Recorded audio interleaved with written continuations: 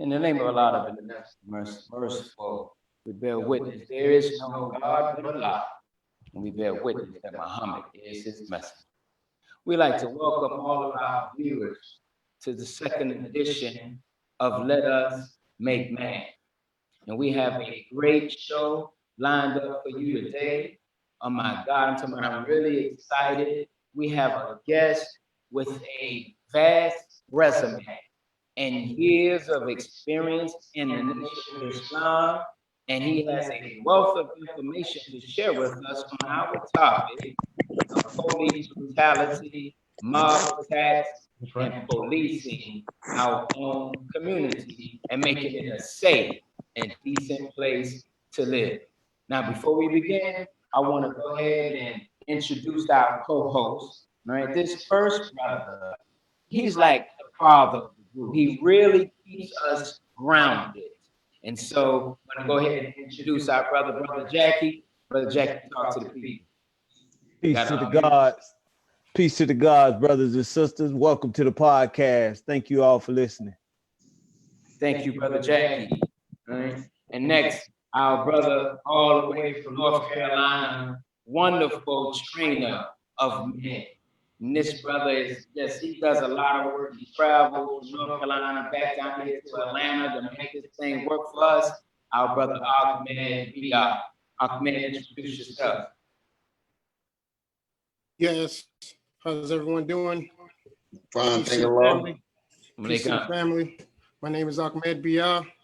I'm co-host in this extraordinary experience podcast. We'd like to welcome everyone. Thank you for joining on. Thank you, Brother Ahmed. And this last brother, he does all of the work behind the scene. He really makes this happen for us. He reaches out to our guests, he calls them, he gets the bio, he gets all of the information necessary for us to pull this thing off. So that's our brother, Kawi Muhammad. Kawi, talk to the people. Peace and blessings. Thank y'all for joining. I hope you enjoy this podcast as much as I know I'm going to enjoy it. Salam alaikum, family. Alaikum salam. Good. And I want to say to all of those who are listening, most of our listening audience is on Facebook Live.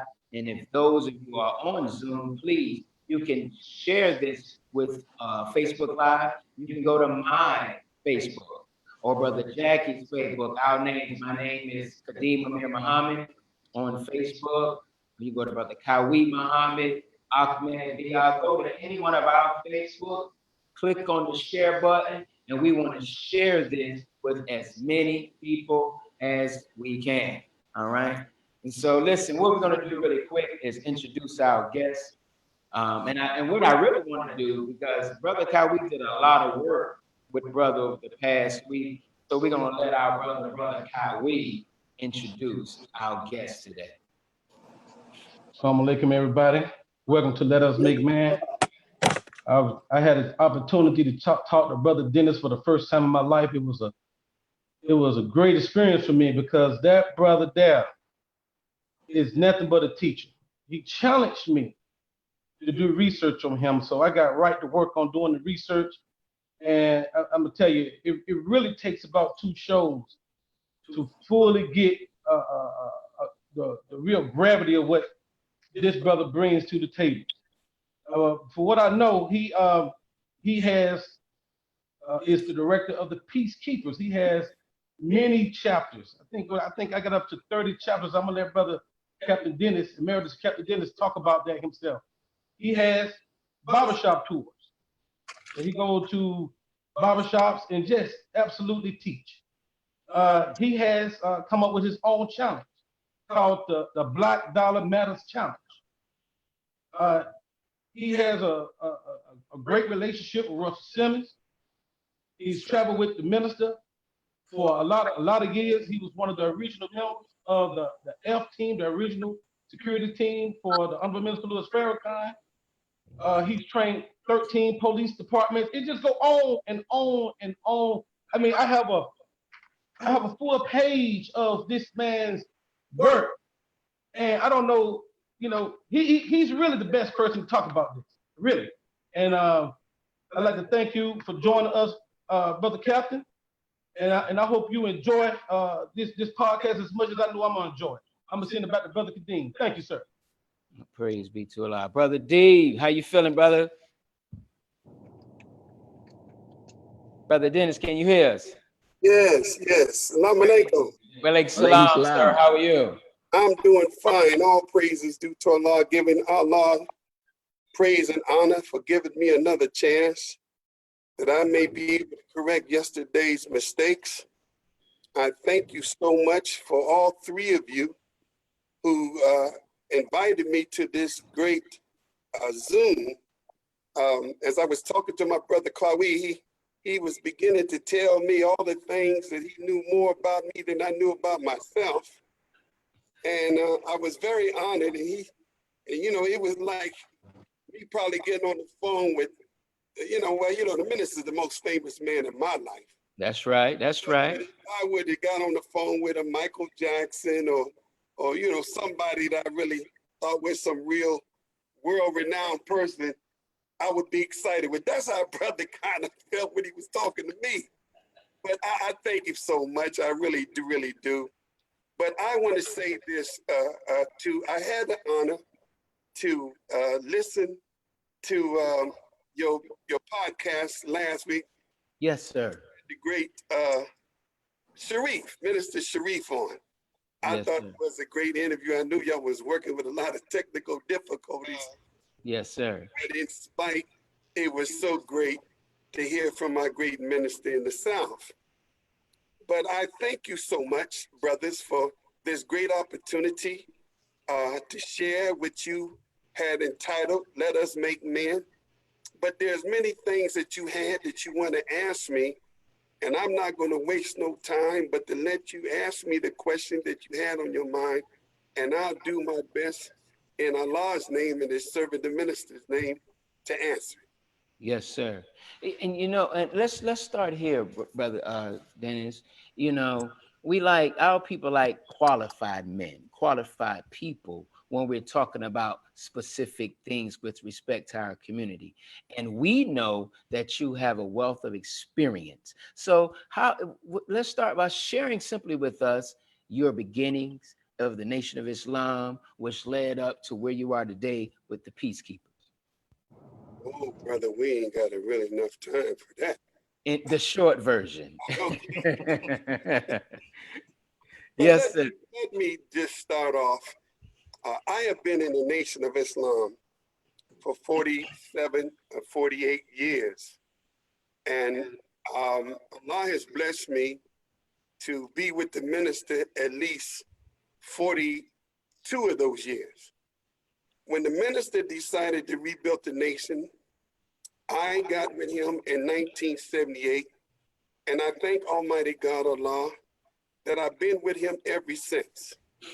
I've held many titles and positions, and those titles and positions was everything from Assistant Supreme Captain, who was our first Supreme Captain under Theron in 1980 and 1982. I served as Assistant Supreme Captain.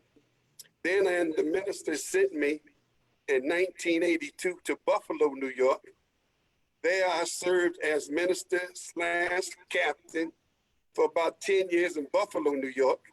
And then I was sent from Buffalo, New York to New York City by the former then Supreme Captain Sharif, where I were a regional captain and captain over New York.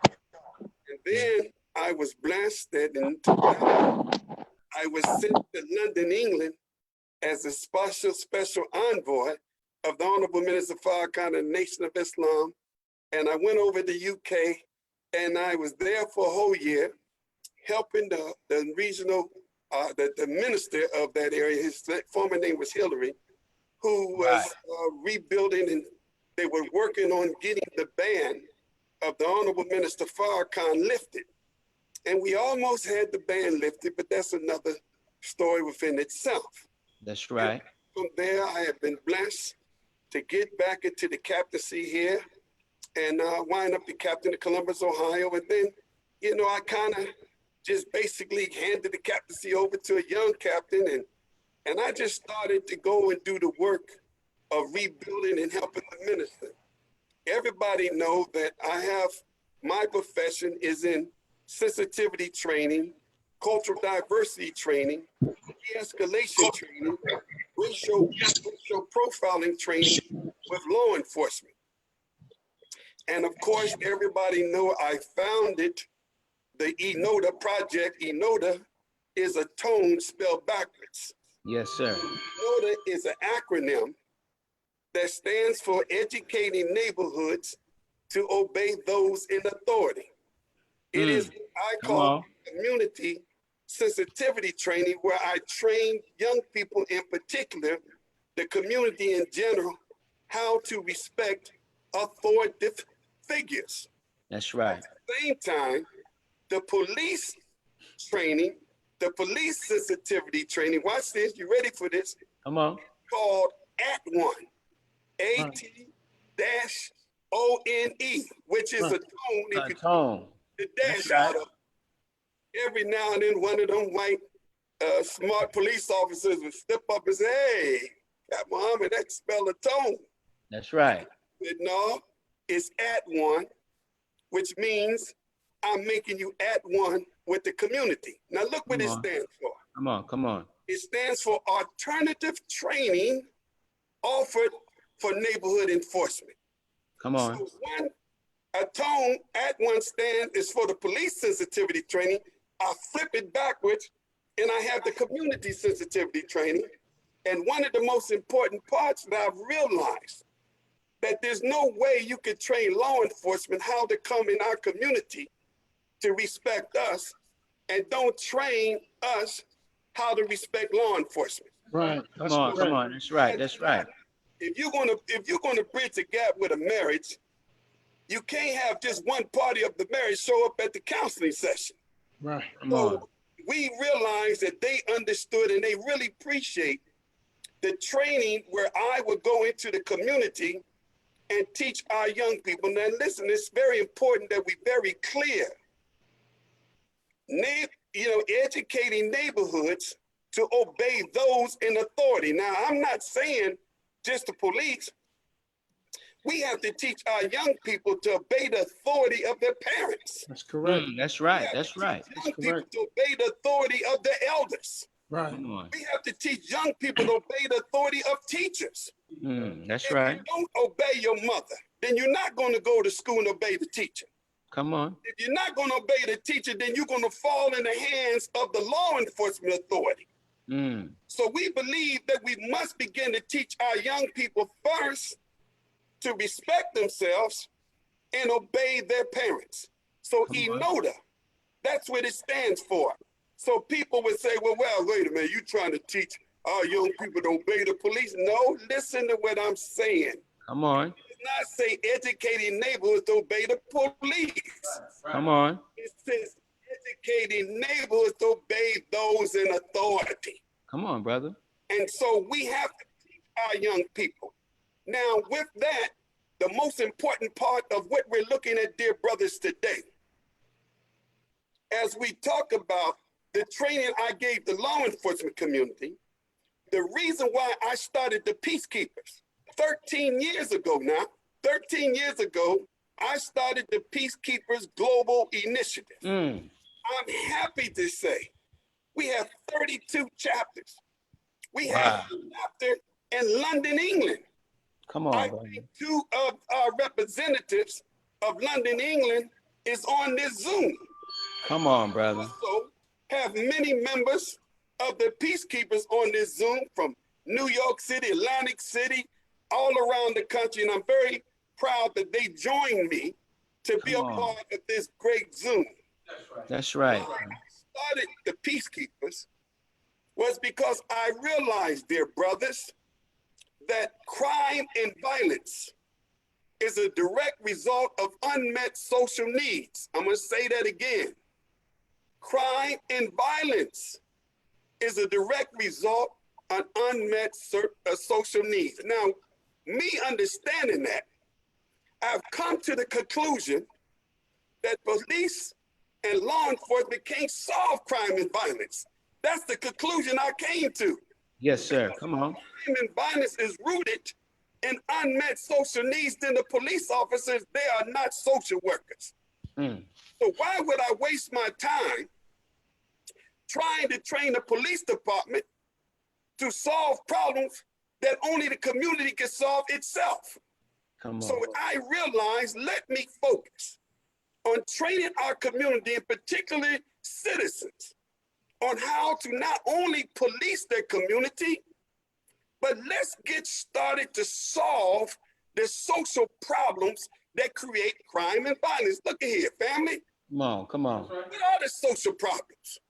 Anywhere you'll find high unemployment Right. and lack of job opportunities, I guarantee you that community gonna have crime and violence. That's right. Anytime you have a community that has poor quality education and more dropouts than graduates, I can guarantee you that that community gonna have crime and violence. That's right. Anytime you see a poverty level, unemployment level, drugs and alcohol abuse, an influx and increase of single parenting homes where there's no men in the home, and in the home, most of them homes are headed by a female. I guarantee you, you're gonna have crime and violence in that community. Anytime you have teenage pregnancy, homelessness, Mm. I guarantee you, you're gonna have crime and violence. The police officers can't solve that. That's right. That is a community problem. So I decided that if I know that, why do I keep wasting time to get the police to do something that they could never do? Now, let me say this.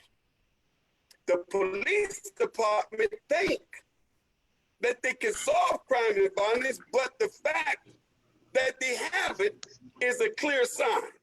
Come on. So we decided to arm and give the community a training that would allow them to address these social problems. But look at this. How do you get people to become peacekeepers, Captain Dennis? What was the methodology? Being a member of the Nation of Islam, I know, dear brothers, everybody's not going to be a Muslim. That's right. We know. Everybody is not going to be an FOI. Every sister not going to be MGT. The hell, you guys, some Muslims don't want to be Muslims. So I decided, what could I come up with that would transcend, look here, that would transcend religion? What could I come up with that would transcend people's racial identity? What could I come up with that would transcend people's politics, transcend people's social status? And Allah showed me that no matter what your religion is, what your color is, what your social status is, what your politics is, what your sports is, every human being wants peace. That's right. That's right. Peace was the common denominator that united all the people that I have that are peacekeepers. Yay! We got white peacekeepers. We got Hispanic peacekeepers. We got Asian peacekeepers. Yay! We got straight and gay peacekeepers. Yay! We got old, we got young. Yay! We got rich, we got poor. Yay! We got Democrats, Republicans, Crips, Bloods. Yay! We got old school, new school. Yay! We have Jewish and Muslims, yay. We have Christians, yay. We have all signs of peacekeepers. So we, dear brothers, we're trying to make Master Farad Muhammad's word bond, that if you look on the back of the Final Call newspaper and look at point number 12 in the last paragraph, and it says, further and lastly, there's no God but Allah. Look at this now. You ready for this? And he will establish a universal government of peace. Wait a minute now, where we all live in peace. I'm gonna say that again. Man. Say it again. It didn't say where we the Muslims, where we black people, where we the Hispanics. It says where we all can live in peace together. That's right. That's right. So I'm thankful to Almighty God for guiding us to come up with an initiative that we unite people of humanity on a common goal. And I have thanked Almighty God that every one of these peacekeepers are brothers and sisters and citizens who had no formal training. But you know what got them to become peacekeepers, brother? Come on, what's It's that, like brother? you and me. We got tired of turning on the 6 o'clock news, the 5 o'clock news. We got tired, dear brothers, of hearing about shooting on the east side, triple homicide on the west side. We got tired of that. And every one of the peacekeepers decided that they wanted to do something. So when they heard about the Peacekeepers Global Initiative, when they heard that Brother Captain Dennis was starting this initiative, and it make no difference who you are and what you are if you want peace. And we were very blessed that those who had got with us, that they had got off that couch. And all we asked, dear brother, look at this, very simple.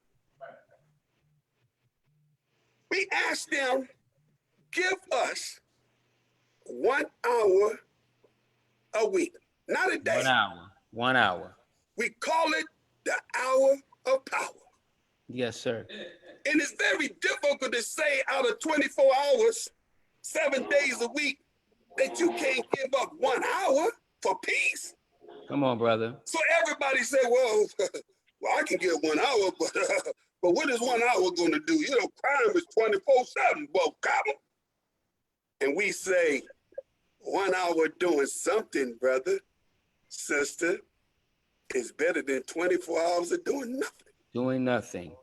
That's right, And brother. so they come out, and we didn't want to put these citizens, we didn't want to put these brothers and sisters, our elderly, in harm's way. Come on.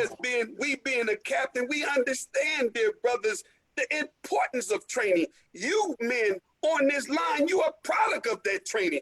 Look how handsome you look. Look how Come on, well dressed brother. you look. Look how Come on, well brother. mannered you are. You got that training from your FY class. That's Right, right. right, That's right. But exactly we where it can't came give from. them in the FY class or the MGT class. But we can give them a somewhat watered down version of it. Come on. And we But gave still the true. peacekeepers a training.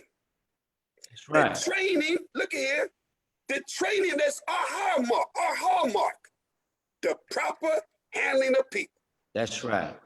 Oh, brother, we give the peacekeepers the proper handling of people. Why did we give every citizen, every peacekeeper, they got to get that training? Because we did not want them to go out for that 1 hour thinking they was the police. I had to make it very clear to every peacekeeper, if you want to be the police, join the police department. Right. We're not going out there to snitch on our people. We're not out there to point out to our people they're wrong. We're not out there to tell the police what they're doing.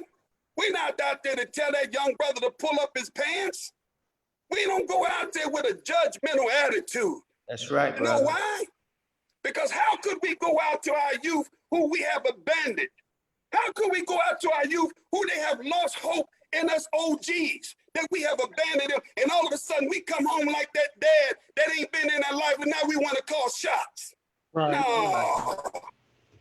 Yeah. Our young people don't care what you know. They just want to know that you care.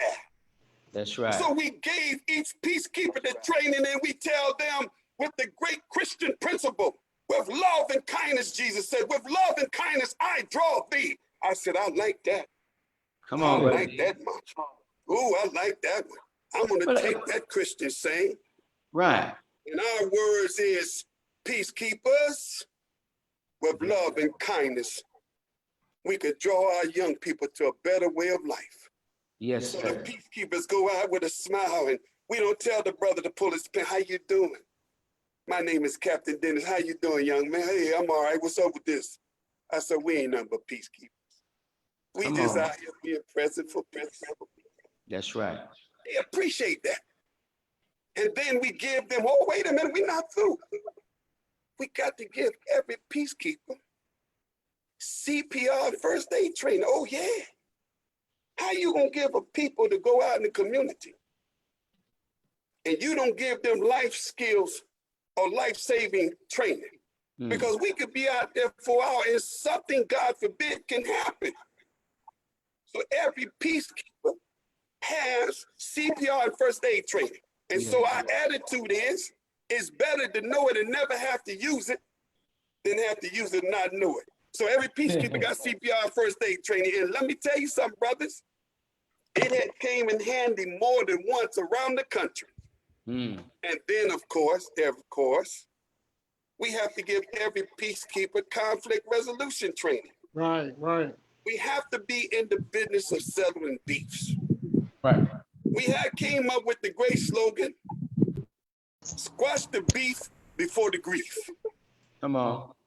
So we teach every peacekeeper how to sit down with gangs and become the conflict resolution facilitator and solve these beefs, because that's what the leader had asked us, right? That's right. Sure. Then we give them, wait a minute, watch this. Then we give them what we call nonviolent crisis intervention training. What is nonviolent crisis intervention training? That is de-escalation training where we teach the peacekeepers, if they see a crisis that's getting ready to take place, that if they catch it at the right time, they can de-escalate it and stop it from becoming a murder, killing, or somebody harmed or maimed. Come And on. of course, we give the peacekeepers love thyself training. Training. That's right. Oh my God. Do you know how important that training is? That's big, brother Captain. Because every one of us believe we love ourselves until you test us. Until you test us. See, all of us have in us the residue of self-hatred. Muhammad didn't find us brothers loving ourselves, did he? That's right, brother.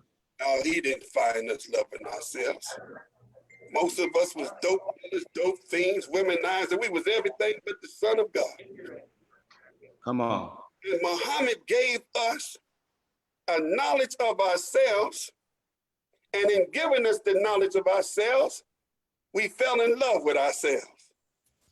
And after we fell in love with ourselves, then we respect and love others, right? Right. So we have to give a love thyself training that would teach our people in particular, right?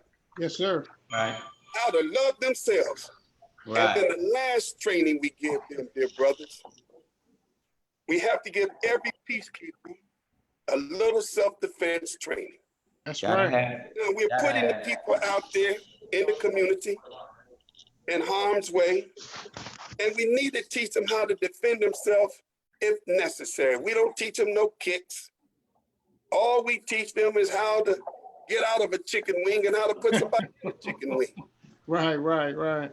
Come We on. had got so good at training the women in self-defense. I had a brother call me one time and say, man, what have you been teaching my woman down there? Man, somebody need to come over here and untie me. Sometimes, brother, sometimes, boy, you give them women that training, Lord, they go home and beat that abusive Negro up. That's right. But the beautiful thing is, it would tell you most of our women are the major victims of domestic violence. Domestic violence. Right. Most of our children are victims of bullyism. So we give them a self-defense training that gives them the confidence to go out there. So once we give the peacekeepers all of that, and they get there, then we give them, after they complete that, a picture ID card. Well, the picture ID card is like a get out of jail free card.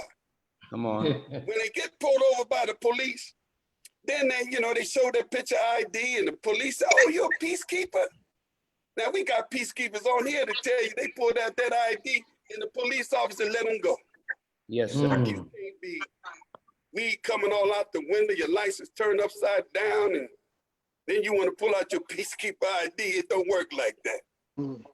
But we do that, and then we give them, you probably see it, our signature orange shirt. I am present for peace, with our peacekeeper wings on the back of it. And we get them together, and my Lord, in every city where we have a peacekeeper chapter, we have made people who had not known each other We made them a part of the Peacekeeper family. And their very presence, brother, that 1 hour on the corner, that 1 hour, while they present for peace, nothing never had happened in 13 years. And I thank Almighty God, not while we was present. Now, I can't tell you what happened after we left, but I can tell you while we were there, nothing happened. And of course, dear brother, we want 1 hour to become 2, 2 become 3, and 3 become 4. So that's the history of the Peacekeepers. And I mean, y'all got to catch me. I just Brother D, we know. I keep going, man. Muslims can talk, brother. You know that's right, brother. You know that's right. You might have been minister at some point in your life, right? But you know, but what you said leads to think. See, a lot of our people think you have to be armed to deal with our people. You Yes. see the black armed revolutionaries that are running around you see them on social media. They've been here in Atlanta at Stone Mountain 4th of July weekend. I think they were in Louisville, Kentucky recently, protesting justice for the sister Breonna Taylor, you know. But we share with our people, we're being real. We believe in a live, living God who came in the person of Master Muhammad. Now, we're not foolish. You have to have some training. So share briefly, what's your approach when you're dealing with our people in the event that they may come across people with guns? Well, let me say this. We thank the Honorable Minister Farrakhan, who told us to disarm and to get rid of weapons in our home. Y'all know I have been part of the minister's personal security team for over 30-something years. I can truthfully say to you that I have been around the world, and in that, we had never, ever had one incident that we didn't have the minister under protection, that we didn't have no guns.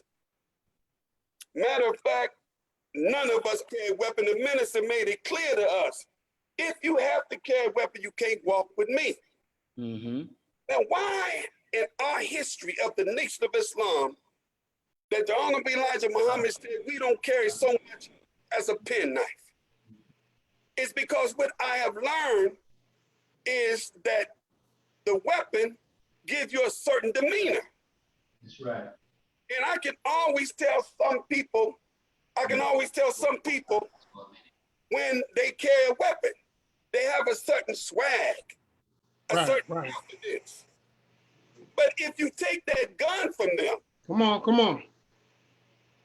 When I was in London, England, dear brothers, this is very interesting. You didn't know, or maybe you did know, but the cops or the police over there, they call them bubbies. They don't carry weapons. When you see them in the community, when you see them, it's strange to see police with no weapons. And I'm saying, wow, these guys got no guns. Mm. They got a nightstick, Right. but they don't have no guns.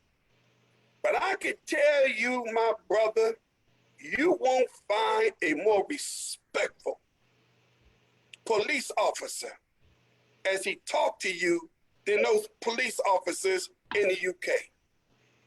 They talk to you in a respectful manner. And I can understand why. Right. But if we had that in America, would you think the police officers would act the way they act if they didn't have no weapons when they came in the hood? Heck to the no. That's right. So our brothers who are arming themselves, in my opinion, they are what you call a response to a response. Yes, sir. Those brothers who's carrying those weapons, they are responding to the KKK who carry weapons. They're not responding to George Floyd.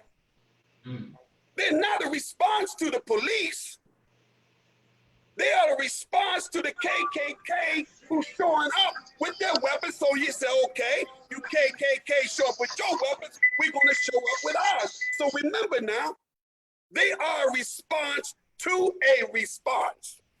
Yes, sir. That's between them and who they responded to. That ain't our job. That ain't what we do. And may God bless them if that's what they are response to. Now, we are a response to a response. Well, what is the response that we are? We are responding to gun violence. We must meet gun violence with a response. Right. If there's an increase of gun violence in our community, we have to respond to it, right? So we have to have a response to that response. And there is a response which is called Black Lives Matter movement. That response is a response to the killing of George Floyd and all of the unjustified shootings of those past. So that's a response to that response. And there's another response. There's a response from the police department to the defunding issue, and they're meeting a response to a response. Now, what's their response to the response of the hearing defunding the police? Their response to that response is, we're going to sit on our hands, we're not going to come to none of the costs, and we're going to show these black folks, you're going to need us if this is the way you feel. So there's 4 to 5 response to a response. So we just want to make it perfectly clear. We need to know what we're responding to. Yes, sir. Yes, sir. Brother Ahmed has a question for you, brother Captain Dennis. Yes, sir. Ahmed. Yes, sir. Well, we'd like to thank you for coming on the podcast, first of all, and thank you for all the things that you're doing with the peacekeepers. My question, you answered one of them, and I'm going to get to that, because in our communities, through systematic racism, we've been put in certain communities, jammed in, and there's so many levels of issues that you address just now. But I was born in Jamaica, Queens, and going to school, elementary school, I grew up with a lot of young soldiers, and some of them were really good brothers and really good sisters. But I believe through miseducation and uneducation in the public school system, a lot of them began to drop out and enter the streets. In come peacekeepers to deal with them after the fact. But I wanted to know how you address the community when it comes down to education and changing the form and the reform of the public school system, which is failing us and failing our children, and just creating the youth that is being dumped into your hand and our hands to retrain. But if we could get them early in the, in those early stages of their lives, I believe we can do something to help them. But what are the peacekeepers doing as far as that education system? Let me put it this way, dear brother. If I ask everybody on this podcast or the Zoom, what do you think the number one problem that faces Black people? If you're an educator, you know what you would say? Lack of education, brother. They need degrees. If you was a businessman, you know what you would say? They need jobs. That's their problem. We need jobs. If you were a single parent mother, you would say they need men in their lives. Right. If you was homeless, you say they need better housing. If you was a preacher, you would say they need God in their life, brother. They need God in their life. Right. Nobody would be wrong. Yes, sir. But if we had to pick one of them, if we say we can only pick one, we would have a problem, brother. Because everybody think what they said is the number one problem. Now, here how I see that question. Now, if we were in a car accident, I was in a car accident, right? Yes, sir. And I had what we call multiple injuries, they would send me through what they call a trauma unit. Now, our community is the drama unit. Right. Come on. Now, when you go through a trauma unit, everybody know that they work on the life-threatening injury first. Yes, sir. Now, remember, I got multiple injuries. Right. Broken leg, turn one way, broken pelvis, spleen. But if I got a head injury that they can't stop the bleeding, they're not going to work on my leg, brother. They don't give a doggone about my broken leg. Come on, bro.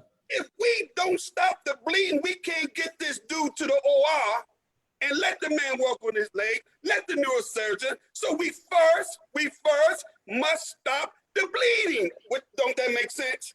Absolutely. If we don't make our community safe, if we don't stop the killing and the bleeding, it ain't gonna be a brother to give a damn degree to. It ain't gonna be a brother to give him a job to. It ain't gonna be no brother to see a father in his life. We got to stop the killing first.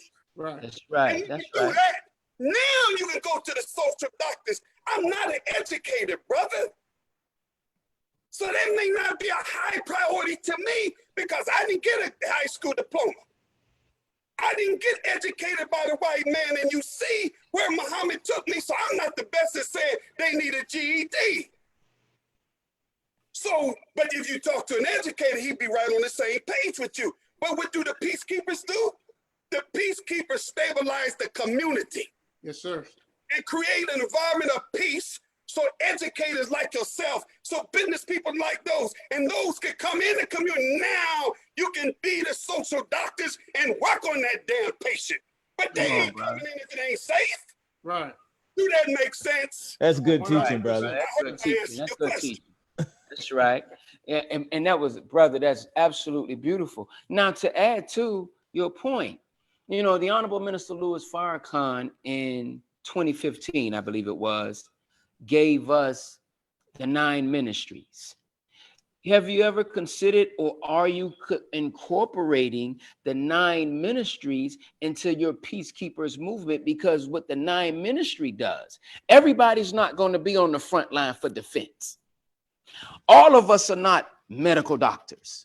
But the 9 ministries by the Honorable Louis Farrakhan gives every single one of our people, no matter your station in life, a place in the fight to change the condition of our community. Have you ever thought about incorporating that with the peacekeepers movement, or are you doing that? Well, I'm not trying to take on the task of the Nation of Islam's instructions by the Honorable Minister Louis Farrakhan. He gave those instructions to the ministers. And at the Million More Movement, as he talked about the LOCs, that was a Nation of Islam initiative that the minister gave to us. And that is the responsibility of every local representative of the Honorable Minister Farrakhan, is to establish those 9 ministries in the mosque first and then outside the mosque. So that is an initiative that not just fell on the peacekeepers. I'm not trying to give the peacekeepers the Nation of Islam initiative. I'm giving the peacekeepers an initiative that if I say what part of the peacekeepers we the Ministry of Defense. That's right. Right? That is the ministry. That's one of the ministries.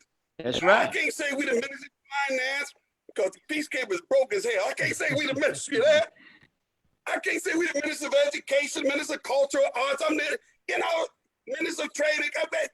We can only, listen, we can't fight on everything.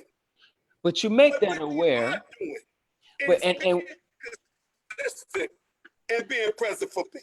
Yes, sir. And in being present for peace, if you are just, and I know sometimes you may come across some people that aren't going to be in the ministry of defense. See, it takes a certain type of That's right. mind and a certain type of man and woman that's going to be on the front lines talking about ministry of defense.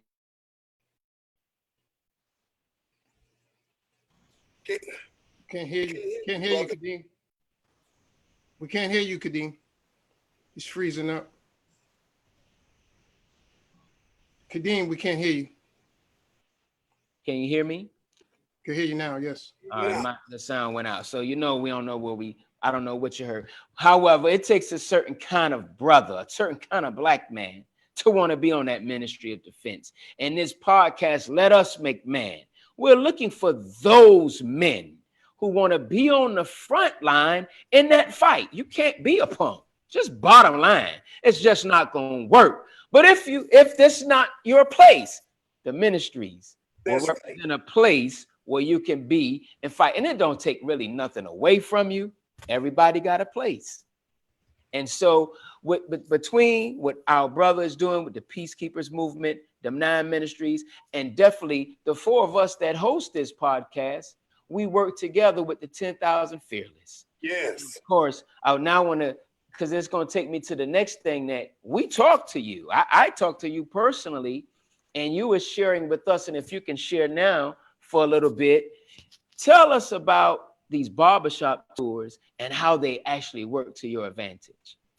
Oh, brother, I think I stumbled up on the Holy Grail. It was, listen, let me tell you how I got started with this, man. I knew that many of the people did not understand the minister's words, justice or else. And this was before 10/10/15, right? And I said, man, they hear this justice or else, man. The 10,000 Fearless, they get scared. So I said, well, let me go into the barbershop and create a dialogue that would explain that. Right. When I went into the barbershop and we created the dialogue, I learned then that if we were to go to talk to our youth, they're not in the mosque, they're not in the churches, they're not in all the town hall meetings. You know where they at? They either on the corner, but you will find them in the barbershops. That's right. So in the barbershop is where we started in Columbus, Ohio. And in the barbershop, since it's a very intimate setting, and what we did, dear brothers, we changed the narrative of the conversation, because any one of us go in the barbershop, basically the conversation always sports, right? The basic conversation, yo, man, what you think? You think LeBron James will get 50 this time? And if that ain't the conversation, Brother Clinton, I'm tired of seeing your face, Brother Clinton. I don't know how I'm looking at you with your beautiful self. I ain't seen you since Lincoln died. Yes, sir. You know you my man's in there, Brother Clinton. And look at it. So then the conversation, then it becomes, yo, man, who you think got more money, Jay-Z or P. Diddy? And these are the conversations in the barbershop. But now, and we're arguing, almost break out in a fight. And ain't nobody even got a dog in that daggone fight. Come on. What we decided to do was change the narrative of the conversation. So check out what we did with the barbershops. Mm-hmm. We go in and we ask 3 questions. So we first ask the barber, I'm on a series of barbershop talks, sir, and we like to come in and do one of our barbershop talk. He's kind of want to know you ain't coming and talk that Muslim stuff, right?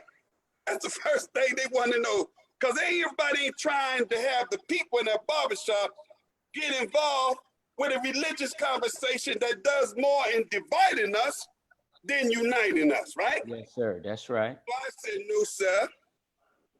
We're going to only ask 3 questions, sir. He said, good. He said, what is the question? I said, the first question I like to ask those in your barbershop, what do you think is the number one reason that we as a people, especially the youth, are killing each other? What do you think the reason is? And number two, why there's an increase of police officers shooting us down unarmed men? What do you think the reason is? And number three, do the black dollar matter? He said, oh, okay, I think that's going to stimulate a great comment. So when I come in, they sitting there reading books, getting ready to get in the chair. They have no clue. And so the brother who owned the barbershop, he had turned the TV off. Normally he's on a Saturday. Mama's got their sons. And he said, family, we have Brother Dennis here. He's doing a series of barbershop talk. And I'm going to turn it over to him. And then I said, how you doing? And when I asked those three questions, look at here, look at here, look at here. Come on, brother. Everywhere I've done 70 barbershop talk. People like to talk. People like to land in a conversation that they really not only have an opinion about, but may have a solution. And let me tell you, my God, the first one, and I said, well, okay, let's start off with the first one. Who want to answer that? Maybe 2 or 3 hands will go up, maybe 1 hand go up, maybe no hand go up. If no hand go up, then I would say, my brother in the chair right there, what do you think is the number one reason young men are killing each other? Yeah, well, brother, I think it's the gang culture.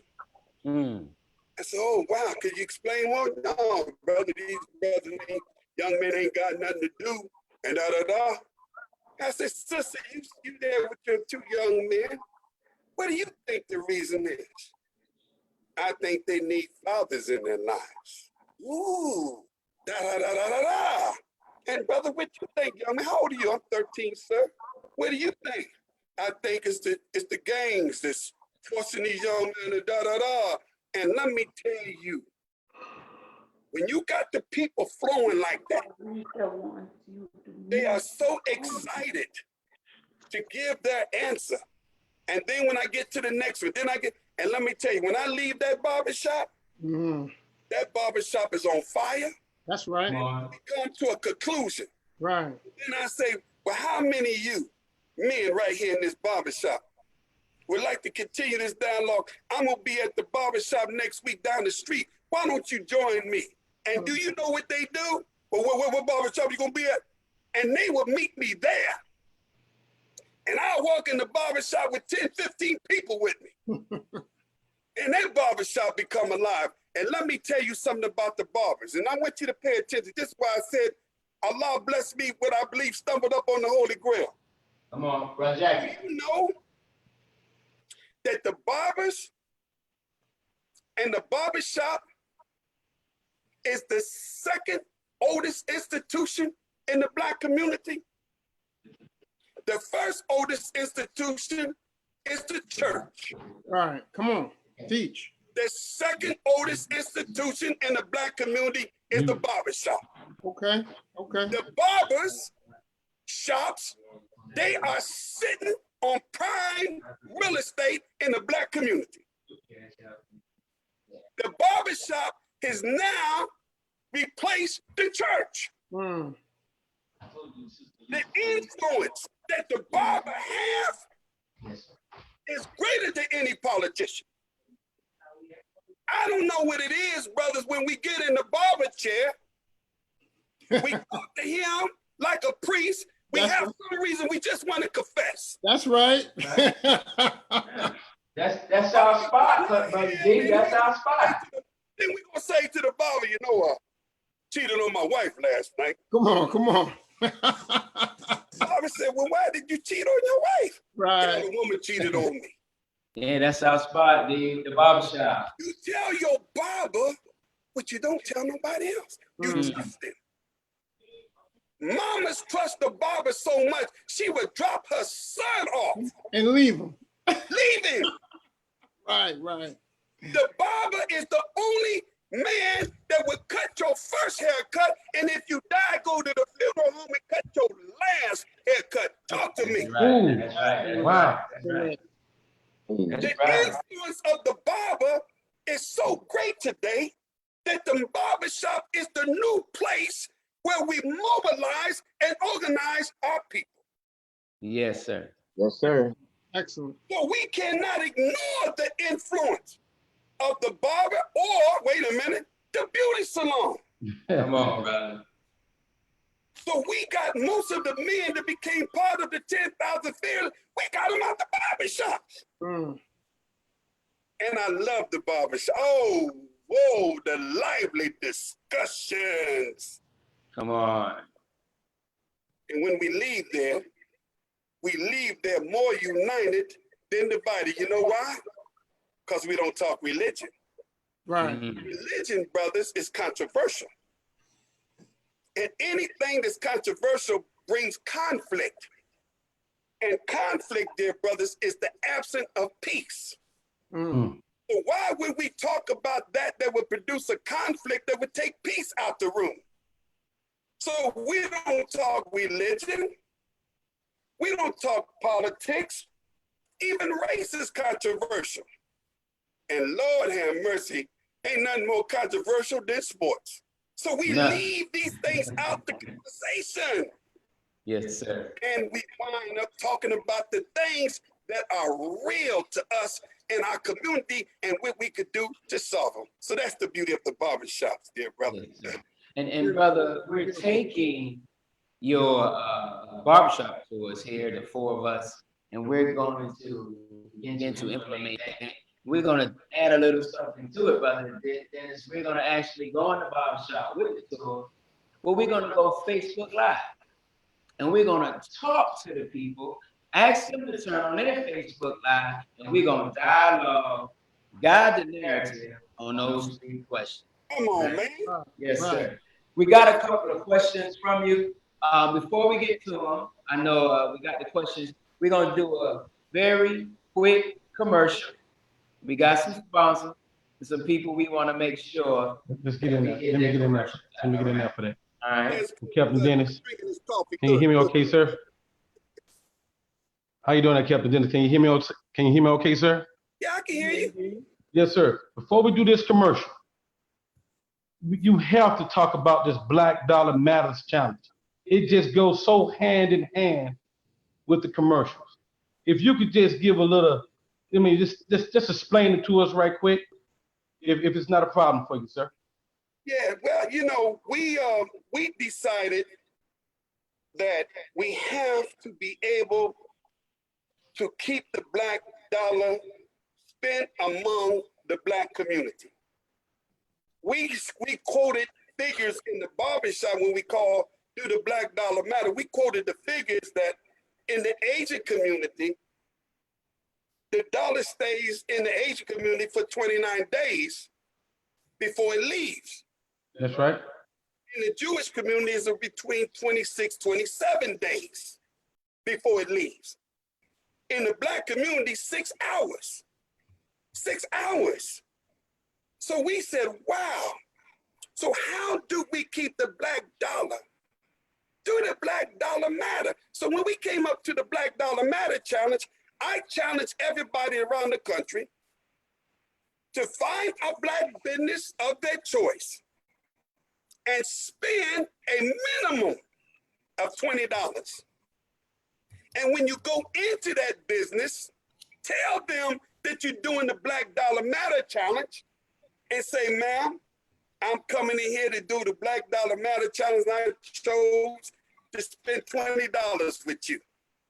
All I ask you is return is that if I spend $20 with you, that you give me $1 back of the $20 so I could take that dollar and donate it to an organization or give it to a homeless person in your name. We call that the Black tax. Would you do that? They say yes. And sometimes we spend more than 20. Then I say, can I videotape after I do this? Sure. So then I do a videotape and I use Sylvia's Restaurant. Here I am with Sylvia's Restaurant. I'm spending $20 with them, and I got the sister there. I said, tell us something about your business. Well, we so-and-so, we located at so-and-so, so-and-so. Now, I just bought me a fish sandwich, y'all, and I got me some pie. I'm giving her the $20. I give her the $20, and she gives me $1 back. This is being videotaped. I said, family, I'm going to take this $1, and I'm going to give it to a homeless person. I'm going to donate it to an organization of my choice in the name of Sylvia's Restaurant. And what would that do? That makes the person who become the recipient of that $1 appreciate that business and go and patronize that business. That's and right. we did this all around the country. And we got video minister Malik, formerly known as Tony. He on the West Coast. He took 15 brothers into a business. And man, that's so they had a healthy business that day. And so I did several barbers who cut my hair. I did it, and I did a clothing store. And I mean, listen. So if we were to pick that challenge back up, and everybody on this Zoom will find a Black business and spend a minimum of $20 and videotape it, and tell them that if I pay $20, give me $1 and then show what you do with the $1, because I left right out and I seen a brother homeless and I gave him the $1. And I said, this was given to me to give you from Sylvia's Restaurant. If you ever want to eat something, that's where you go. Thank you, brother. So this is the Black Dollar Challenge, and that's the root of it, my brother. That's right, brother. Praise for our brothers Dennis. We're gonna go ahead really quick, brother Dennis, to do this brief commercial, and we're coming back. And let me say to those of you that are on Zoom, if you have questions for our brother, please type it in the chat. We read your question off for the brother to answer. The same with those that are listening on our Facebook Live. If you have a desire to ask a question, please feel free. Type your questions inside of the Facebook question or the comment section. We'll answer your questions as well. All right, brother Jackie, you ready?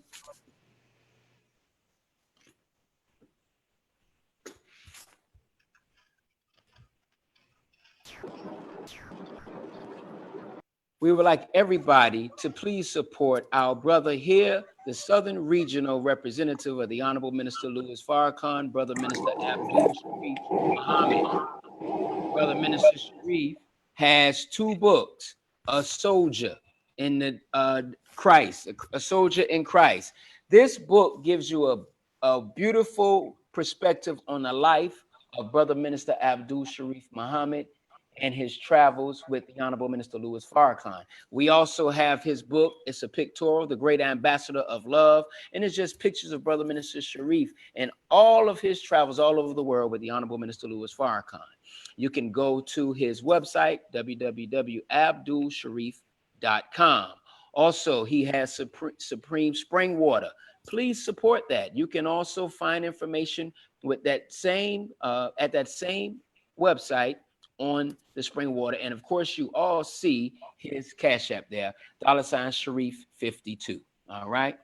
Also, you don't see the brothers on the corner anymore because of the coronavirus and COVID-19, but the baddest Black newspaper on the planet is still being read every single week. If you go to finalcalldigital.com, you too can subscribe to get your copy of the latest, greatest edition of the baddest Black newspaper on the planet Earth, the Final Call newspaper. Subscribe, www.finalcall.com. You can get an entire year's issue for only $39. An entire year's issue for only $39.99 to be exact. So go to finalcalldigital.com and get your subscription to the Final Call. Also, you can listen to the Honorable Minister Louis Farrakhan 24 hours a day by going to www.finalcallradio.com. Again, www.finalcallradio.com. And now for those that are in the southern region of the Nation of Islam, if you are interested in joining the Nation of Islam in the southern region, as Georgia, Alabama, Tennessee, and Mississippi, call the number on the screen. That's 770-766-2056. If you want more information about the Nation of Islam as a whole, every Sunday, be sure you tune in at www.noi.org at 11 o'clock a.m. That's www.noi.org noi.org, every Sunday at 11. And now we're asking our listening audience, please support our podcast. We have a lineup of weeks and weeks of lineup of shows that we really want to bring to our audience. And we're going to be talking about various different topics. We're asking you to support our podcast. You can see our Cash App here. That's $JAKQBROS. That's $JAKQBROS.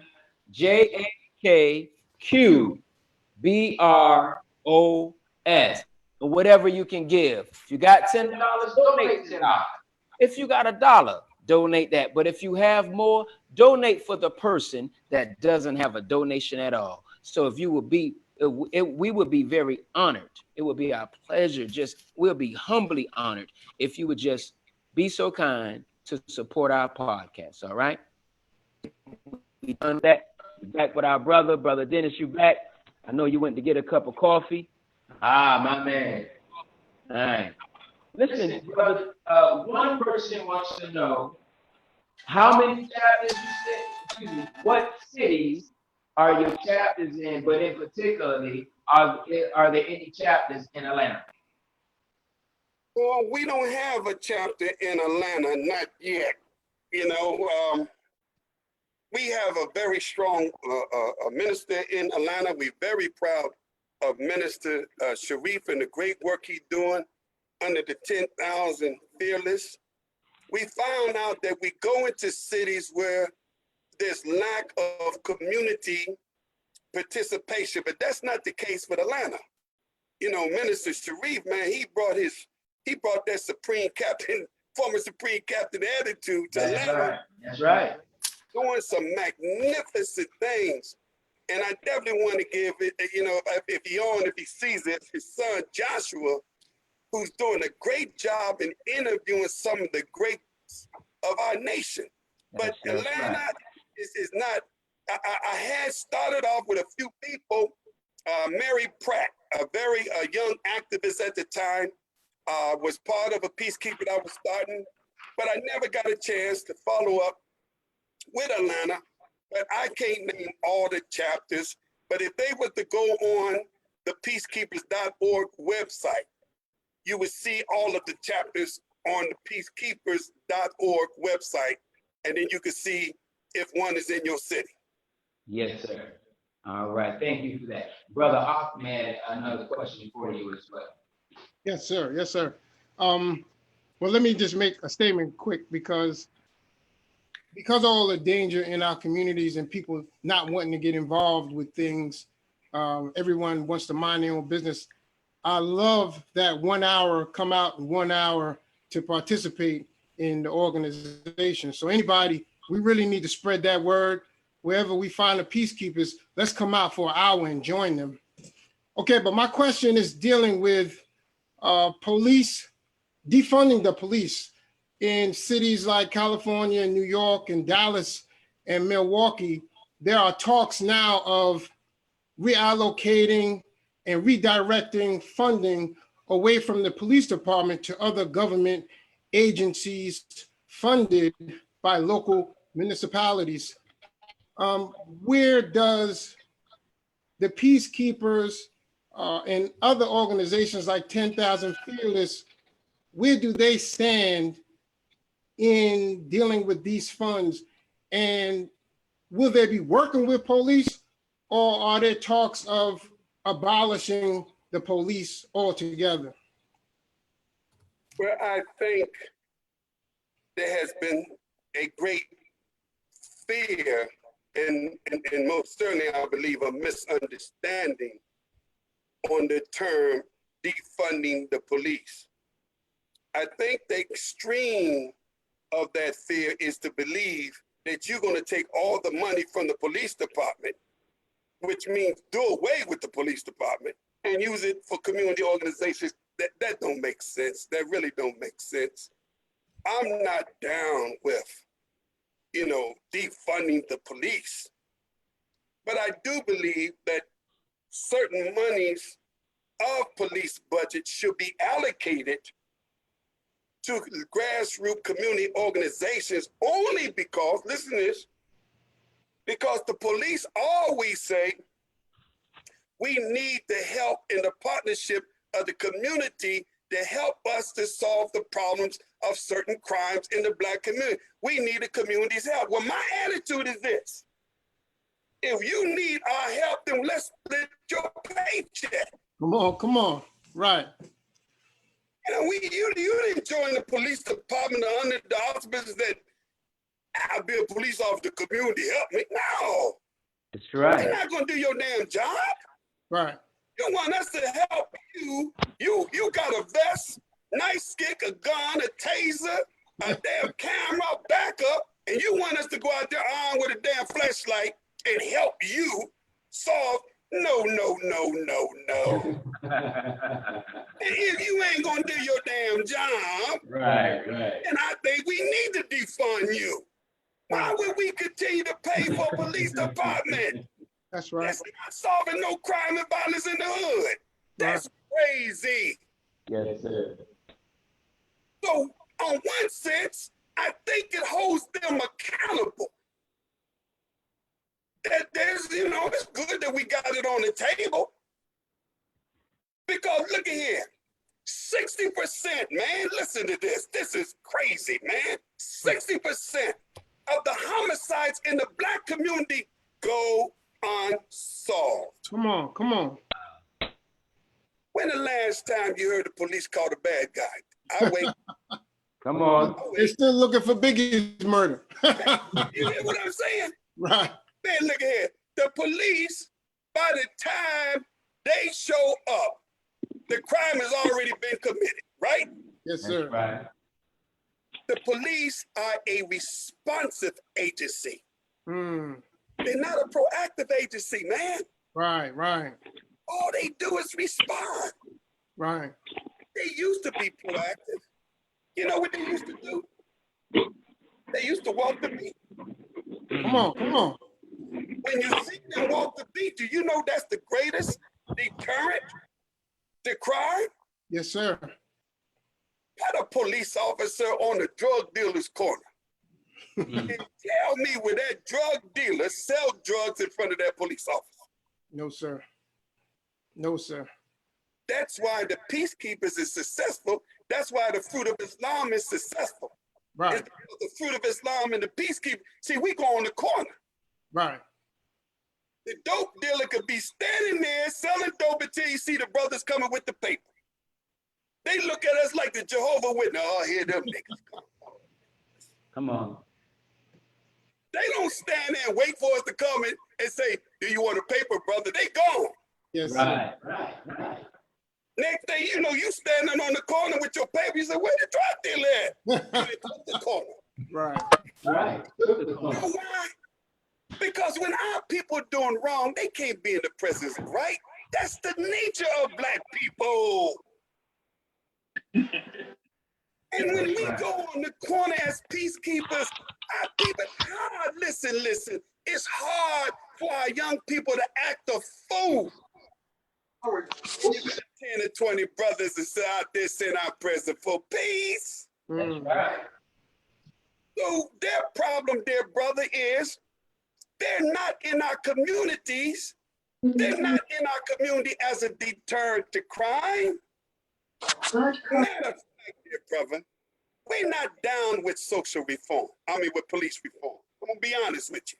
Come on, brother. I just don't believe that you can reform a police department that its roots is racism, Right. origin is slave catchers. Right. How can you reform a racist police department? That's like you trying to fix a man's porch or his man's garage, and he said, go ahead, fix it. You got to come to him and tell him, listen, man, you got so many damn termites, you got to tear the whole damn garage down. Right. You can't reform the devil. Come on. You can't reform a system of injustice, racism. Yes, sir. You gotta tear the whole damn thing down. And that's why the minister said on the 4th of July, How you reform the police or change the police and you don't change the union that control the police? That's right. Mm. And it works. So we don't no time on police reform. There's no hope there. Yes, But sir. we will waste our time on social reform. That's right. Yes, We sir. will waste our time on reforming our people. You know why, brothers? I'm looking at men who have been reformed. Mm. That's right. We have been reformed by the teachings of the most honorable Elijah Muhammad. Right. That's Why right. would we waste any more time trying to reform them and not spend our time trying to reform our people? I got to make it perfectly clear. That's right. We are in the business of bringing our people into teachings that would reform them. If you got a problem with that, then talk to us. That's right. We ain't hard to Oh, find. listen, We if ain't hard to black find. lives don't change, damn it, then black lives don't matter. Don't matter. Right. Come on, brother D. If our people are not willing to change their behavior, then they must suffer the consequences of their behavior. That's Man, right. make that So, clear. bro. mama, don't start bringing us in to do a daggone prayer vigil over little Pookie, who you knew was out there shooting other people. Right. Come on, And then man. he gets shot and killed. Now you want everybody to cry. But Mm. if you live a lifestyle that brings about your demise, change your damn lifestyle. Right. Come on, brother. You don't hear about no Muslims in the Nation of Islam. On Monday, we going to jail in the juvenile center to get our children out of jail, not the nation. That's right.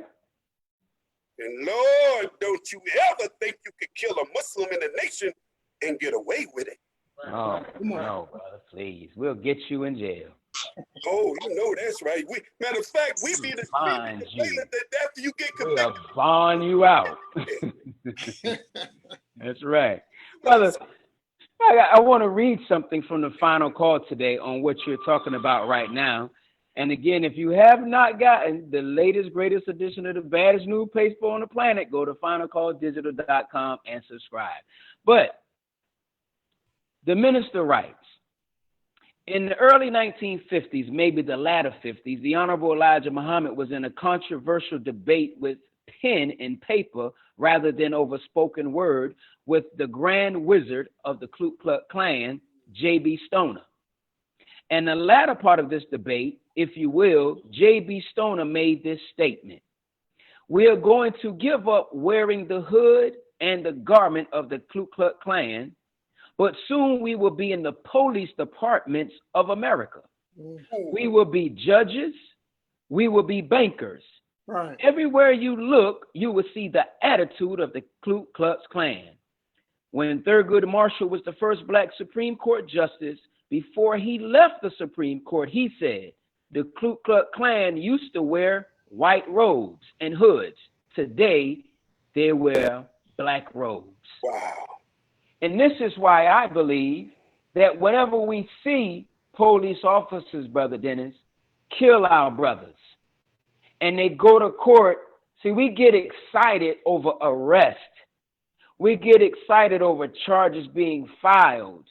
But if you're not convicted and sentenced because your brother, the other Ku Klux Klan member, the judge, the Right. DA, they're all in cahoots to get you. And our people have to really understand what it is that we're saying to them with the teachers the Most Honorable Elijah Muhammad has taught by the Honorable Louis Farrakhan. Stop putting our hope in the police department and do what the Honorable Elijah Muhammad instruct us to do. Complete separation. Right. That's the only solution if we That's want right. to see peace.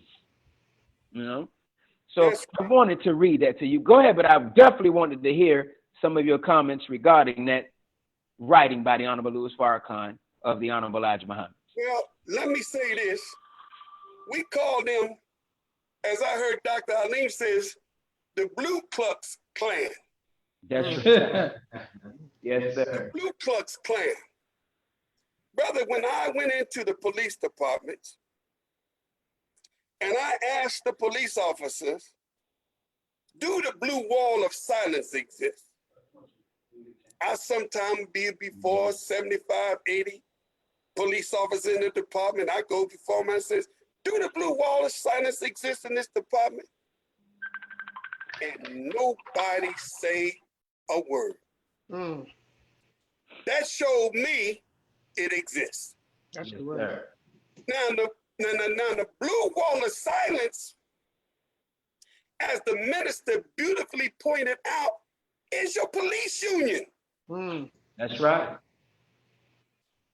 The FOP. You remember seeing the movie The Wizard of Oz? yes, sir. And the dog pulled back the curtain. You see my man pulling the levers. That's right. That's right. That's right. You see the blue curtain, the blue wall. Right, right. Pull back, you see the FOP pulling the levers. Come on, brother. So they have a code of silence, and they have the nerve to be upset with us because we have a black wall of silence, and we do have a black wall of silence. That's right. How could we have 60% of unsolved homicides in the black community? Mm. You mean to tell me we don't know who's doing the shooting and the killing? Let me tell you something about the barber. Come on, come on. They would get in the barber chair and tell the barber who did the shooting. We know who they are. Yeah, look at here, Mr. Will. You know who killed Pookie? Yeah, we know. You know the boy. Yo, you cut his hair last week. Yeah, I thought, yeah. Come on. there been a beef, did you know? But they know the barber ain't gonna say nothing. Right, He's the confession man. He don't reveal your secrets. right, right. But it ain't like we don't know. That's right. We know. Do you know we got mothers all around the country who's grieving Right. because the killers of their children have not been brought to justice, and in some cases they know who they are and they still walk in the streets. Right. It's not the police job to deal with that kind of justice. Mm. And that's why the minister called for the 10,000 fearless. That's right. That's right. Talk on that. Men were not afraid. Listen to me, That's man. right. Unafraid. Love what Sharif is doing in that city. Come on, man. But we got to duplicate that in every city in America. That's right. But we have to duplicate it by getting men to join. So in New York City, Brother A.T. Mitchell, he has an initiative under minister with Brother Captain Richard that's called the 500 Men Challenge. They're Mm. trying to get 500 men in every borough. And they go Come on. 500 men in every borough in New York. Remember the Million Man March? Come on. The minister called for 1 million men in New York City. I was the captain. Conrad was the minister. We was at the 369 Armory. Come on, brother. Standing behind the minister when he said, I want to take 1 million men to Washington, D.C. You heard him say it. And That's before right. That's right. we couldn't call it back. Come on. Did you know what we did? Right after he did that, we went on an all men's only tour. That's right. Stop it. The minister just wasn't going to expect 1 million men to show up. We went in every city, men only, packed venues with nothing but men. That's right. That's right. That's right. All over the country. That's how we got 1 million or 2 million men on that mall. The minister put work in. Right. Right. Well, if we're going to clean up our communities with 10,000 feelers, we just can't call for 10,000 feelers. We got to be like the minister. We got to go to work Go to work. and have all men's only meeting. Come And on. recruit those men that we could get 10,000 fearless. So they doing that in New York. We should do that in every city. Yes, Because sir. once we get men, then all of the problems that exist in our community. So when our people would shoot a 1-year-old, when our mother would take a skateboard and knock a sister out, when you could look and show them, showing the sister in the dumpster and throw trash on it, she stayed in there all night because she was drunk. When we do that to our own women, Come on. nobody deal with them. And David don't talk about we need to clean up our community, and we ain't willing to pay the price to clean our people up and That's right. put on them the consequences of their action. That's right. That's what we're waiting to do. Talk, It ain't brother. the police Teach, brother. officer's job. Let us. Protect our That's women, right, brother. to protect our children, to protect our, that's our job, black man. Right. We're not gonna dodge our responsibility. Come on now. Not Bring today. it, brother.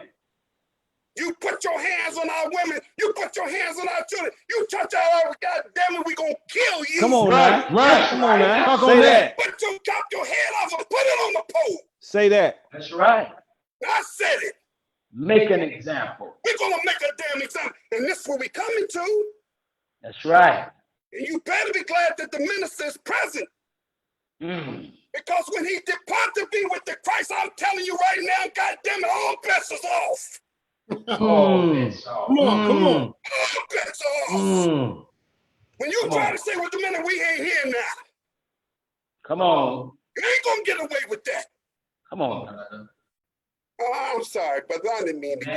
Man, no apology. You good at me, brother. We gonna punish you for that apology. Oh, Allah, help me. Thank you, brother. Now, Brother Dennis, you have mentioned and have been traveling all over the country training the police department. That's very interesting. But something happened in New Orleans where there was a denied contract. But I don't want to get into the details because we're going to end the broadcast on this story. But share that story with us. Well, brother, I can't remember the same year of Katrina, but 2 months prior to Katrina, the police chief at that time, his name was Eddie Compass. And Eddie Compass is a great friend. He loved the minister and he loved the Nation of Islam. And also Mayor Nagin too. So brother Chief Eddie Compass called me and said, Captain Dennis, we would like to bring you into New Orleans and give sensitivity training to our department. Right. I was excited. I said, yes, sir, Chief. Mm. Well, one day the chief was at a all religious breakfast. And as he spoke, he talked about bringing the Nation of Islam Captain Dennis in to train the police department. Well, when he did that, in the audience was a Jewish rabbi. And the Jewish rabbi stood up and said, no, I'm sorry. We're not going to have a member of the hate group in Louis Farrakhan, anti-Semitic, do no training with our police department. It shocked the police chief and it produced controversy within his police department because now the white officers rose up with the Jewish rabbi and there was murmuring among his department. So the chief called me and he says, Captain, I think I need to bring you in. We got a problem here. Minister Willie, may God be pleased with our great minister down. Boy, he's a Yes, sir. Yes, sir. yeah. He said, man, he said, Captain, you need to come. They flew me in and the chief had me to speak to 50 of his command staff. These ain't the police rank and file. These is his chief, assistant chief, his sergeants, his captain. It was his command staff. It was about 50 to 60 of them. I went in the meeting, I said, oh. And I did what God blessed me to do, and I won them over. At least I thought I did. And as I was leaving, the chief was patting me on my back. Man, it was good job, good job. He said, we got one more meeting, Captain. We got to meet with Rabbi Cohen. I said, fine. We went into his office. And there was Rabbi Cohen, and there was another rabbi. It was me, Brother Minister Willie, and I think the captain may have been with us, brother. I can't get his name. But anyway, we were in the meeting, and Jason came to the captain. And so the rabbi opened up. Look what he said to me. He said, Mr. Muhammad, your relationship with Louis Farrakhan has been tainted. Now, he pissed me off on that one right there. I kept my mouth. And you do understand, I was supposed to be, this is a religious holiday, but I could not keep my mouth shut because to have you, Mr. Muhammad, to train our police department is like having the KKK train our police right now. And he really pissed me off on that one. And when he said that, the chief see me rear back. And I said, let me say this to you, Rabbi, I find that as an insult that you would compare us to your wicked killers. That's right. Under the Honorable Minister Farrakhan, we have not given a Jewish person so much as a bloody nose. How dare you say that to us? And I wish you would not say that no more. So then somebody tapped the rabbi on his shoulder and said, they're ready for you to do the interview. He gets up. I sent a soldier to follow him to see what he said on the interview. It was a 6 o'clock news, and he said the same thing. So he didn't care what I said to him.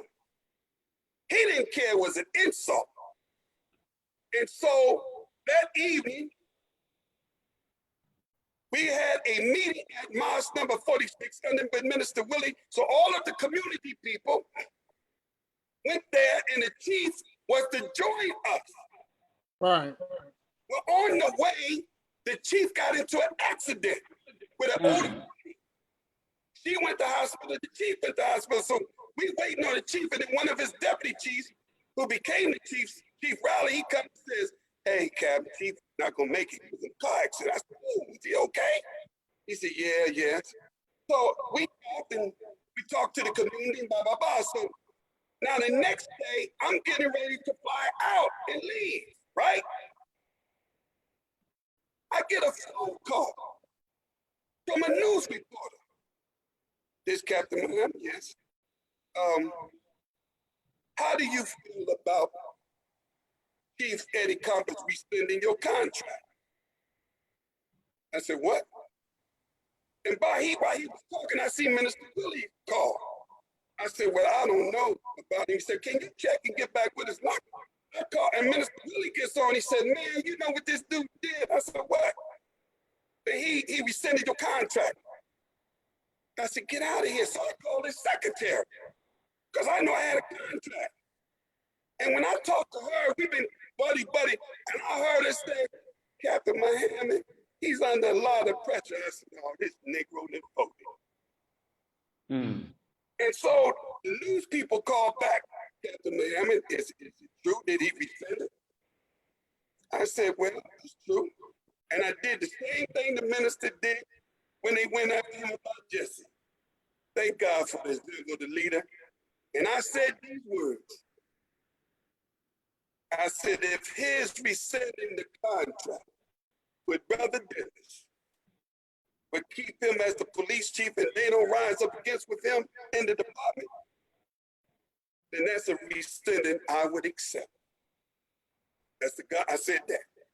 So the news reporter said, well, what do you think about what they saying about, you had contracts in other cities? I said, well, let me say this, sir.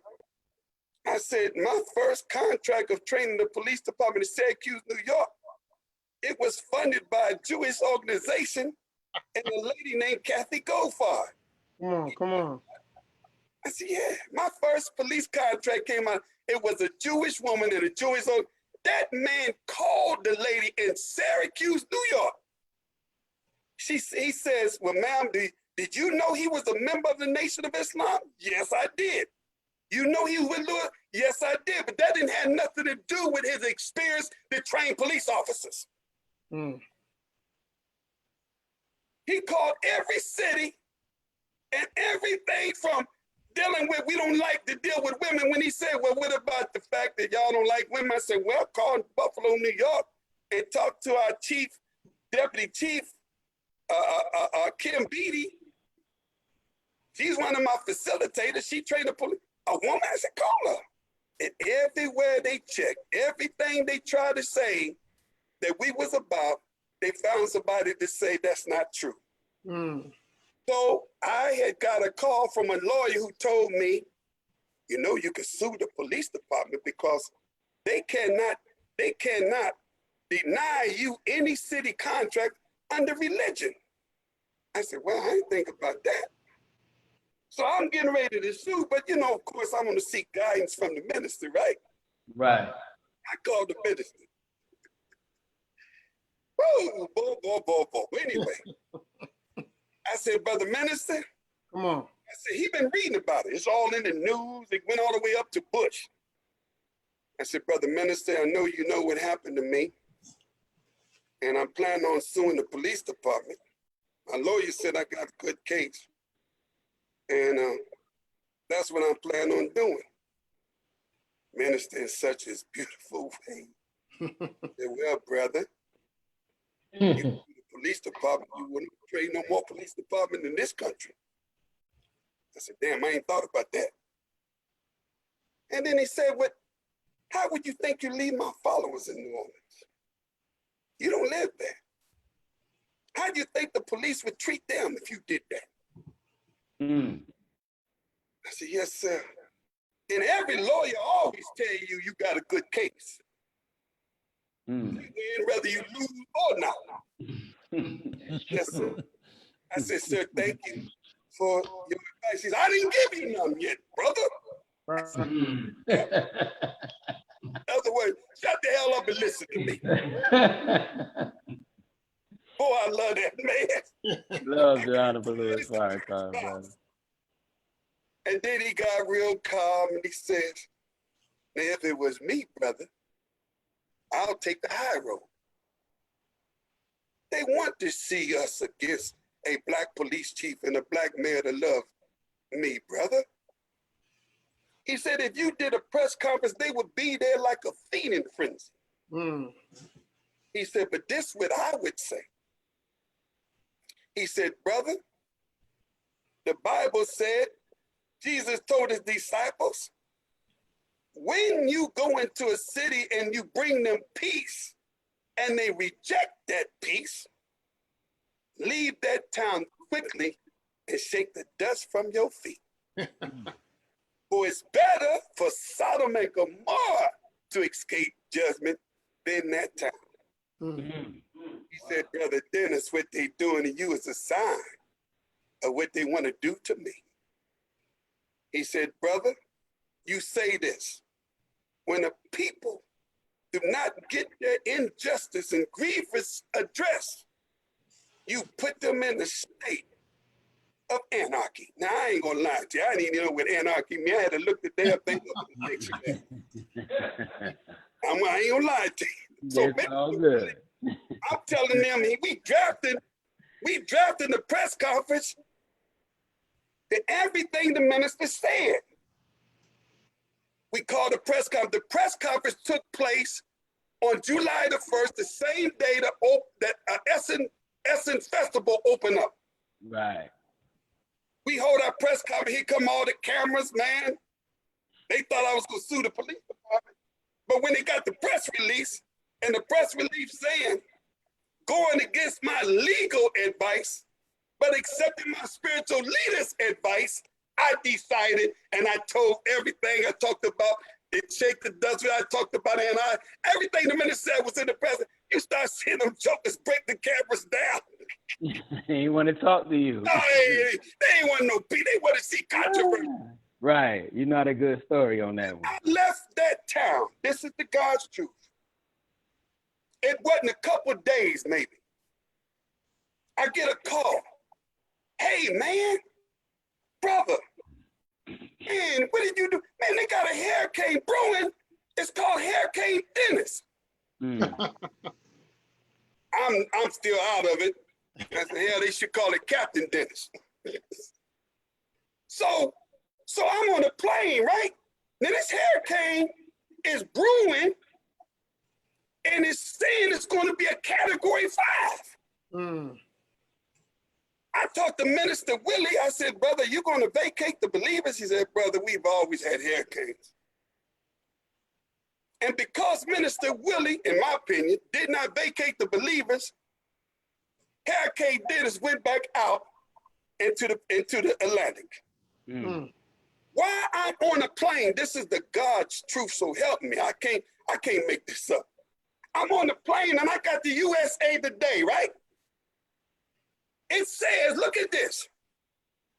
It didn't say hurricane, it said Dennis is a sign of an unusual hurricane season. Now the minister told me on the phone, he said, brother, you a sign of what they're gonna do to me. When I read that, I sat up in the plane, I said, oh snap. So then after that, here come Katrina. Let me tell you, and Minister Willie would tell you to this day, when Katrina was coming in, Minister Willie got every Muslim believer out of New Orleans. And Minister Willie would tell you to this day, if it wasn't for Hurricane Dennis, he would not got the believers out on Hurricane Katrina. And we didn't have not one Muslim in New Orleans when Katrina hit. So now I go to pick the minister. We go to fly to Pittsburgh to pick the minister up because he's going to Pennsylvania to a correction facility to see my brother in Philly, Brother Jamal. And as the minister, now the Katrina is in full effect, right? When the minister get off the plane, this is the God's truth, and he see me.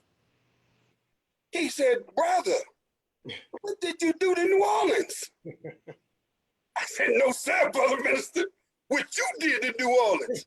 And he gave me that look. He said, see what Allah would do to the least of his followers. I'm saying to myself, Allah would tell the whole city because of deed. Come on now. Right. Come on, man. We go to the hotel room. The minister's in the suite. I'm sitting there with him, and Steve Harvey calls. Brother minister, what's up with New Orleans? What is it? And the minister said, I heard him say this. He said, well, you know, Steve, I told you that Allah would tear up a major city. He said, you sure did. Now we thought it was going to be the West Coast. And after the minister got off the phone, I said, brother minister, the Million More movement, I think it was Million More movement, it was kind of slow in getting promotion. I said, brother minister, you got to go and visit these cities into these stadiums where the people are at and talk to them. He did that. And look at here. So he goes to bed. So I'm in the room. I'm looking at all the madness, right? Look what comes across the news on CNN. New Orleans in a state of anarchy. Man, chills got all on my body. Damn. The man's very words is printed. We got it in the Final Call newspaper. That's right. That's right. That's right. God's man. See? And Allah used me. I didn't know he would use me. Not that way. Not that way. That's a true story. Praise Allah. Brother Dennis. I'm emotional, brother. I get emotional when I tell this. Yeah, listen, brother. That story, I heard it, but I wanted to hear it from you. And I know it's the short version in truth, but we have to bring you back because there are an entire line of questioning that we, at least I know I have for you. And I knew we were supposed to get the surprise Brother Kawhi shared with us, but you know, hey, maybe we'll get our surprise visitor next time. I'm gonna be here. Don't want to tell them.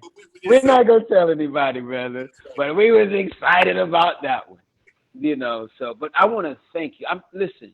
It is truly our honor, our pleasure to have you, Brother Dennis. I mean, you've been so gracious to us in our phone calls, the information you share with our brother Kawi that he brought back to us.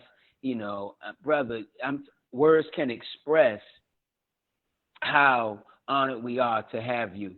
And on behalf of myself, the other host, all of our listeners, brother, thank you so much. However, we got to ask you, we got to bring you back. Maybe not next week, but we got to bring you back so that we can get more of what you have to offer as a former regional captain. That's where I know you from the 90s when Brother Minister Sharif was our supreme captain. Of course, I was under F5, you know, my man. Curtis, Yes, sir. Yes, sir. Brother Curtis, whom I love, brother. He's always, I know that's right. Yeah, he's been like a father to me on many, many occasions, brother. And so just thank you, brother. I mean, words can't express our gratitude. I really want to thank you. So we'll leave the closing remarks for you for last, Brother Dennis. If the brother of the other host, we'll start with Brother Jackie. If he has anything to say, go to Ahmed, Kawi, and then we'll leave the closing marks to yourself, Brother Dennis. Brother Jackie. No, we just want to thank you, Cap. We appreciate, man, that history, and we definitely appreciate that guidance on how to enter our community and the attitude and the mindset that we must have in doing God's work. So thank you, brother, for your example. Thank you for sharing it with us. We thank you, brother, and we definitely got to have you back, brother. Assalamu alaikum, sir. Yes, sir, brother. Yes, sir. We thank you. We thank you. We thank you. Our podcast is definitely dealing with policing the community, and we're going to back you, brother. We're going to promote your foundation, your programs, your push. If this COVID let up, we boots on the ground. We want to shoot videos. We want to be out there pushing 10,000 Fearless. Your program, we're going hard. We're here to support you. We're here. We're open the podcast. Anytime you want to call on, if you got any information, we're opening the ways for you, brother. Please. Thank you. Thank you. Thank you, Brother Kawi. I'm looking at Brother Captain Dennis. You muted. He just unmuting himself really quick.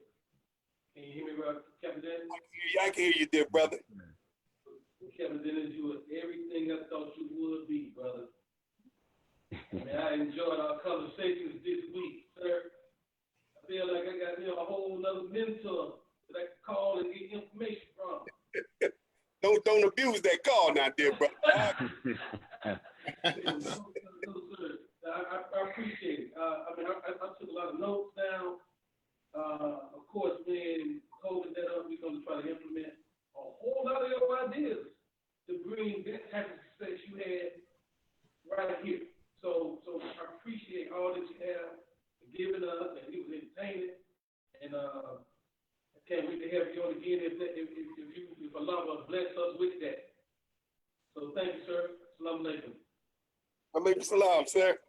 And of course, Brother Cap Dennis, we're going to leave the closing remarks to you. Before we do that, I want to thank all of our listeners on Zoom, all of our Facebook listeners, the people on Facebook tuned in, you know, and praises are due to Allah, because I know last week we had so many technical difficulties, but the Honorable Louis Farrakhan teaches us that everything of value has a difficulty factor attached to it.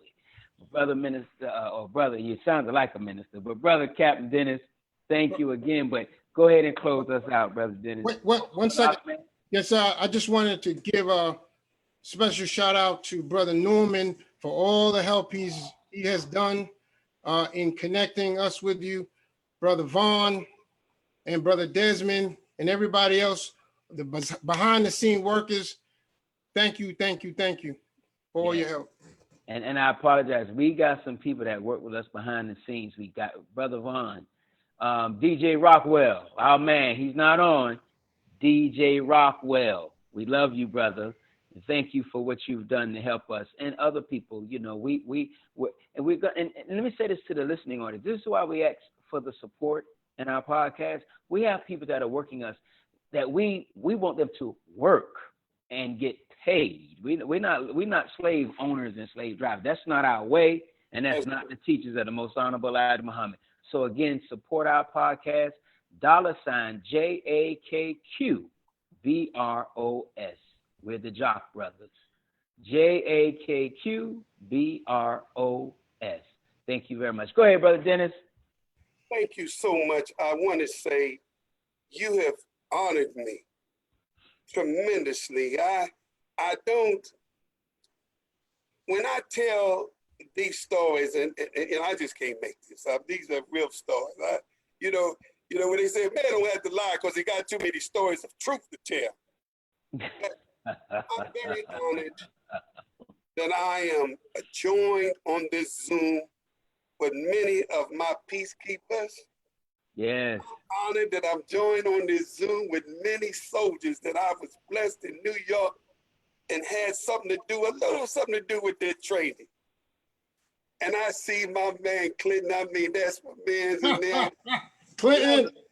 You know, Black Chocolate, man. You know, he bringing black back. You know, black again. Yeah. You know, I mean, we used to catch the blues when black wasn't a thing, you know. That's right. That's right. In the mix today, Brother Clinton. Wesley Snipes put y'all back in the game. I'm telling you, man, but I want to say this to everybody who joined and those on Facebook that know Brother Dennis. I thank y'all. I thank y'all for all that you're doing in the name of the minister, to every FOI, every MGT. I hope in my life, this is the truth, that I make you proud of me as a Muslim. Praise be to Allah. I have one goal in my life, and that is to make the minister's word bond. That's right, brother. That's right. Yes, sir. Y'all know that about me. Yes, sir. That's all I want to do. Yes, sir. A man that I love and you love. That's Yes, sir. right. You can't defend the minister with words. That's right. He's the best articulate speaker in the world. Yes, None better. None better. If we want to defend him, family, defend him with deeds. Yes, sir. That's right. Like everything he taught us, showed us, we bring that world into existence. Right. We make our neighborhood a safe and decent place to live, and it don't become a slogan. That's right. That's right. We don't want it to become a slogan like Black Lives Matter. It's a slogan now.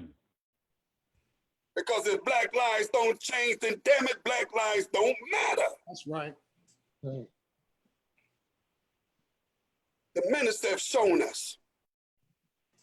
He has been our greatest example. And I hope to make him proud. Yes, sir. I hope to make the believers proud. I hope to make our people proud. And like Fannie Lou Haven, I'm no ways tired. That's right. That's right. I got a couple more fights left in me. Come on, man. Got a lot of more. And And I want you to meet me on the battlefield. We going, That's brother. right, brother. We will be that 10,000. Thank you. Bless you. Keep your podcast. You know, I don't mind doing a part 2. Don't bring me on too soon now. Come on. We got a lineup. We got a big lineup. Come on. We got a lineup, brother. Honoring me. Yes, sir. Honor. And peacekeepers. Peacekeepers. Now, thank y'all. Peacekeepers. I want to thank the peacekeepers, man. We got to thank the peacekeepers. May Allah person for peace. keep Yes, you sir. in good health and safe in your families. Yes, sir. I greet you. Assalamu alaikum My name is Captain, and I'm most holy brother.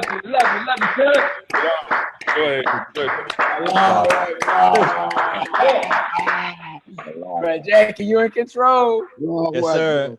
Thank you, family. Lake Slum.